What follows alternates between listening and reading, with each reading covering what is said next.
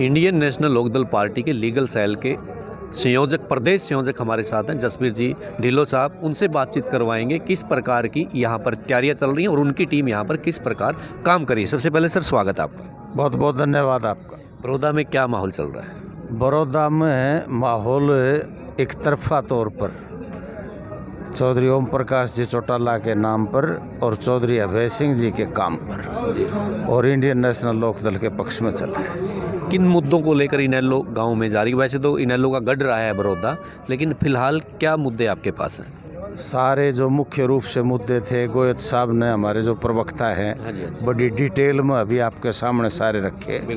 लेकिन हम तो एक चीज़ लेकर के चलते हैं, किसान हित की जो बात है किसी भी स्तर पर जहाँ कहीं भी बात आई, जननायक चौधरी देवीलाल की जो नीतियाँ हैं उन नीतियों को आगे बढ़ाना इंडियन नेशनल लोकदल का मकसद है। और जो जननायक चौधरी देवीलाल की नीतियाँ थी उन पर चलते हुए किसान का, कमेरे का, युवा का, बेरोजगार का, कर्मचारी का, छोटे व्यापारी का, उनका भला करने की सोच लेकर के इनेलो जनता के बीच में है। अपना मुकाबला बीजेपी से मानते हैं या कांग्रेस के साथ? बीजेपी कहीं नहीं है, आउट ऑफ फाइट है। अगर ले दे के कहीं कोई मुकाबला की बात आएगी तो वो कांग्रेस से।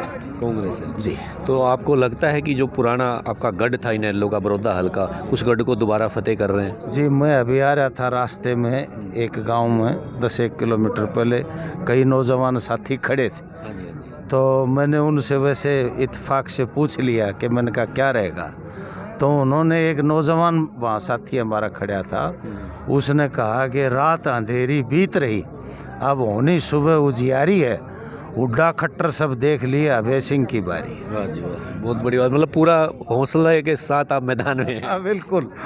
इंडियन नेशनल लोकदल, चौधरी देवीलाल का लगाया हुआ पौधा, ओम प्रकाश चौटाला की फौज, और ओम प्रकाश चौटाला की फौजें कभी बैरक में नहीं जाया करें। ये देखो सारे बैठे, तमाम ये हमारे योद्धा है। जज साहब बैठे हैं हमारे बीच में, रिटायर्ड डीएसपी हमारे हल्का प्रधान बैठे हैं, गोयत साहब से आपका परिचय हुआ, मलिक साहब हमारे बैठे अभी जो कंज्यूमर फोरम के चेयरमैन रहे हैं, हमारे बालकिशन जी शर्मा हैं, एडवोकेट हैं, पंचायत समिति के चेयरमैन रहे हैं, चुनाव लड़े। एक अंतिम सवाल पूछना चाहूँगा, जो वोट बैंक आपका जेजेपी में गया था, खासकर युवा वोट बैंक, क्या वो वापस, क्योंकि उनका कैंडिडेट नहीं है फिलहाल, वो बीजेपी से समर्थन में लड़ रहे हैं, क्या वो वोट बैंक वापस इनेलो में आ सकता है?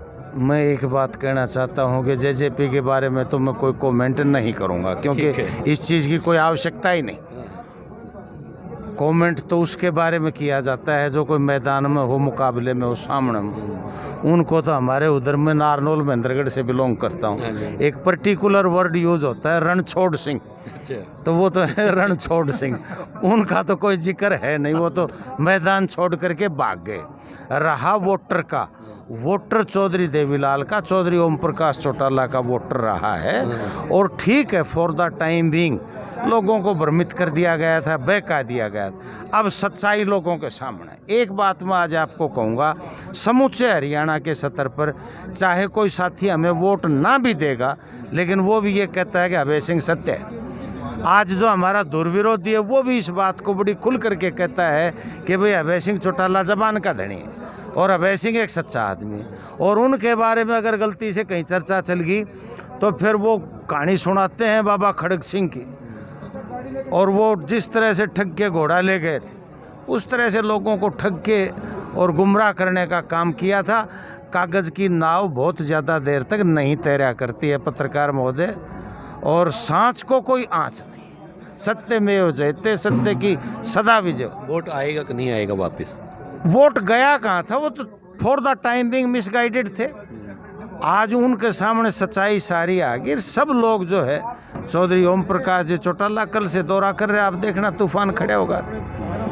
वोट हमारा था चौधरी देवीलाल जी के समय में, चौटाला साहब के समय में था, आज है, आगे रहेगा। जी, तो इंडियन नेशनल लोकदल पार्टी का चाहे कार्यकर्ता छोटा हो या बड़ा हो, उनका कॉन्फिडेंस लेवल देखने को बनता है। हार और जीत तो एक समय तय करता है। आप टुडे न्यूज़ के लिए जगरूप सिंह की रिपोर्ट।